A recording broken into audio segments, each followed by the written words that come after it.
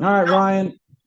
Let's go into another segment that we're gonna do, Ryan. Another YouTube clip that we'll have every I don't know, maybe every other week or so. Ryan, it's gonna be a wrestler spotlight. Yeah, we're All right. we're gonna go through this, and there's no rhyme or reason for the wrestlers we pick during this. It's not like we don't have a process. We're just gonna randomly pick a wrestler every week or every other week or so, and discuss some of their Yeah. highlights and some of our memories of them. And this week we've got one that well, it's about as random as you can get. Well, the reason I picked him for this spot, our first spotlight, is because everybody talks about the big guys and the main eventers Gonna and shine all. a spotlight on like some of the maybe lesser talked about Yeah, wrestlers. this is definitely lesser talked about. Let's go with we're talking about Disco Inferno, baby. Disco fever, disco fever. Yeah, I forgot all about this guy until recently. He was on an interview with Scott Van Vliet or whatever, and I saw him and I went, man. So I started looking up all this shit, and then there you go. We're Now gonna you do this. can't tell me Disco Inferno's theme song's not in your head 24/7 like it is mine. Oh Jesus All day Christ! long, I'm just going disco fever. All right, Ryan. So Disco Inferno, Ryan. You know he wasn't the best wrestler, Oh no, really? but let me tell you, he was consistent as fuck. Yeah, Now, Disco Inferno, Ryan, I feel like he was the Miz before the Miz. Okay, because Disco Inferno, he was only hurt like two times in his career, yeah. and he He never only really missed. yeah, he was on almost every Nitro. It was insane. Mm-hmm. And they say the Miz is king of strong soft style, right? Because he never gets hurt. He doesn't do a whole lot of dangerous moves. Well, this guy was the emperor of soft style because this motherfucker, he did the most basic shit in the ring, but his character got him over enough that in the 6 years WCW was around, he made himself he was the one guy that when you think WCW, sometimes you will think of Disco Inferno I mean, because you can't get him out of your head. he was in like 96, 97. Like he was like over too. Like the crowd really got behind him, which was insane because his gimmick is like so stupid. The fact that not only did it get over in WCW of all places, but the fact that it worked at all, it's a testament to Glenn Galberti, the guy behind the gimmick. Like he made it work somehow. Oh, Yeah, and he credits Raven for getting this gimmick, Ryan. Apparently there was a guy, some independent dude that did like a similar gimmick, but it was like he was like really into it. And I guess Disco Inferno thought, hey, I'm gonna do it, but like not to that extent. Because he was not a good dancer, Ryan. no, it was a comedy gimmick, which should have never been pushed, but it worked. Well, Dang. it helped that he was friends with some people in WCW too. Well, that always helps. But Yeah. So Disco Inferno, Ryan. Uh, he had some notable feuds in WCW. Mhm. He was he's kind of instrumental in had a part at least in Goldberg losing his streak, Yeah, which is that's true. a big moment to be a part of. That's very true. I don't know how he got to be a part of that, but he was there. Yeah, well, so I thought, but when you mentioned Disco Inferno, and I was like thinking back to all and I was like, why the fuck was he ever in the Wolfpack? And I how did that become a thing? I don't remember, but yeah, he was there when Scott Hall hit him with the thing, and yeah, Yep, which is like so mind blowing that he was in the ring with Scott Hall, Kevin Nash, and Goldberg. yep. There was Disco. This Uh, he won the TV title, Ryan. He beat his future tag team partner Alex Wright for that belt. Yeah, they had Uh, to feud because they both danced. Yeah, and but yeah, he but yeah, he won the television title. I mean, that's a pretty good accomplishment for, like you said, getting this gimmick over enough to win that belt. He didn't hold it very long, but he held it. He held the cruiserweight title, beating Billy Kidman, and he held that later in his career, like in like '99, Yeah. and he held it for a little while. Which always confused me, those cruiserweight division, because what was the weight? Because I feel like he's way bigger than a cruiserweight. I think their weight limit was like 220 or some shit. Because he was huge compared to the rest of those guys. Yeah. And like I said, he was in a tag team, the Boogie Knights. That's the greatest name of all time. Come on now. Apparently they teamed before, and I don't know if this is a real name or not, or if it's just one of the announcers Yeah. maybe called him this. But his what was the name of that tag team? With him and Alex right before Yeah, the Dancing Fools. the dancing.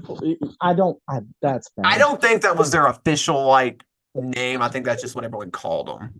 Yeah, but so they were a team before. He came back and got a face push, and they became the Boogie Knights.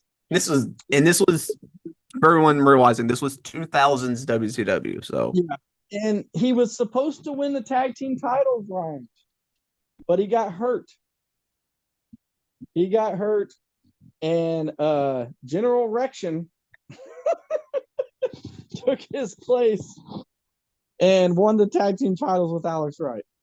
So he could have been a tag team. He could have been had three belts in WCW, Ryan. If it wasn't for that damn injury, he only got hurt a couple times, and that was one of them. yeah. It's just such a crazy like run in WCW. Like you said, like if you turn on a Nitro, 9 times out of 10, no matter what air time, Disco is going to be on that show. If you go back on the network or on Peacock and you go on Nitro, he's going to be on there at some point. Unless he was one of the 2 times he was injured. He was a mainstay. Yeah. Every week he was on TV. And he was in the Wolfpack. I mean, more dude. Yeah, man. I mean, let's talk about his finishing move, Ryan. So when he first started in WCW, his finishing move for some reason was the figure 4 leg lock that he didn't know how to do. That's you can't overlook that. He would legitimately bring out a cheat sheet. Yeah. And how to do his own finishing move on it. You talk about it doesn't get more of a comedy. I mean, this is some R-Truth level stuff. How the hell did this gimmick ever get over? But then he moved to the Chart Buster, Ryan, which is my God, is the damn Stone Cold Stunner. Yeah. Now, it was the worst. Like, here's a question, Ryan. Here's one of those questions you see on Facebook. Who wore it better, Ryan? Yeah. The Chart Buster or the Stone Cold Stunner? God, the Chart Buster looked awful every single time he did it. I don't think he ever did it good. Yeah, it was not pretty. No. And he would hit it like sometimes the guys would be like sideways. Like he never made sure they were in like a good position. He'd just do it. Like, right. Do you know what the name of his figure 4 was, by the way? No. It was called The Last Dance. The Last Dance. Oh boy, that was the last move he ever should have used. All right, let's see here. All right, we when you think about when WCW got bought by WWE, yeah, very few wrestlers did not show up from WCW at some point in WWE. Yeah. Over time, most of them ended up coming over. Yeah, but he is one that never did. I wonder why. But now, I was gonna say, now, do you think it's just because he was Disco Inferno? And I mean, yeah, but they could have signed him like a Santino Marella. He could have been a comedy guy. Yeah. Um, maybe they thought he was just past his prime. Maybe maybe they didn't think that he had any value. Or do you want to go with the Disco Inferno route here, Ryan, where Gilbert, what is his last name? Glenn Gilberti. Glenn Gilbert. Sorry, Gilbert. Uh, he says that it just never came about because in 2001, when WCW went under, he signed with World Wrestling All Stars, Ryan, which was not around more than 2 years. They did like 4 shows. Yeah. So he was in that, and he said that was one reason why he never showed up. And then after that, he joined Impact. Yeah, he was on the early years of TNA, the Asylum years as they call him, and he was like the main guy for a little bit there. Like he was on every single show. He was multiple times. He was like the main focus of the shows. It was insane. Yeah. So, I mean, he said there was never an opportunity. So, like, it just it never worked out scheduling wise, is what he says. But I think it may be WWE just didn't see anything in him. Yeah, I mean he wasn't great on the mic or anything, so it wasn't like he would. I mean, yeah. But he has not left the wrestling business, Ryan. Old Disco Inferno's still kicking. He's still booking stuff for Impact. He's in Impact Wrestling's booking committee. He's in a wrestling podcast with Conan, one of his buddies from WCW. He's also friends with Scott Hall and Kevin Nash and Raven of all people, which is weird. I just want to see Raven and Disco together. Like, what the fuck? Yeah. Yeah, he never. That was another thing. He said that Kevin Nash talked him out of going to WWE when it first got bought because Kevin Nash said we could just sit by the pool and collect our checks from WCW, and so that's what he did. So I don't know how much of a work ethic he had. Yeah, but he also, Ryan, right now works as I don't know if he owns it or he just works there or what, but it's the Sapphire Club in Las Vegas. It's a strip joint, so yeah, there you go. Him and Godfather hang out, I guess. I makes perfect sense. This goes like there's our wrestler spotlight. What a debut. What a first wrestler spotlight. Like we could not have picked a more interesting subject for this because Disco Inferno, either people love him or people hate him. Like they have fond memories of the gimmick or they think he's just an idiot and they don't like him. And especially now, some of his takes that he has on his podcast are not well received, I will say. But yeah, I mean, like, look, when I was a kid, man, I loved Disco Inferno. I ain't gonna lie. Like, I fucking, dude, he got me going. Like, he did the dance. I was dancing. Like, I loved disco when I was a kid, man. I don't know why. It's just the music and the whole thing was just cool. I don't know. When you're 8 or whatever, like.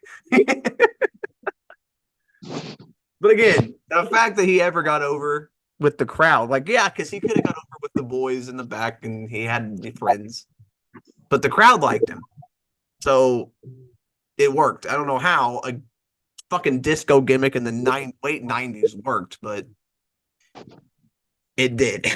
And hey, he had a long career that's apparently still going, which he's wrestling too. Like, he's still wrestling sometimes, which is insane. Yeah. Well, like I said, he was the emperor of soft style. Yeah, well, I mean, I guess you can wrestle a long time when you don't do anything. Exactly. All right. What a first debut of the Wrestler Spotlight. Again, like I said, we'll do more of these. If you have any suggestions, again, leave them, let us know. If you have some obscure wrestler you want to talk about or just some guy that you were a fan of, let us know. And we'll do our best to give you the rundown. All right.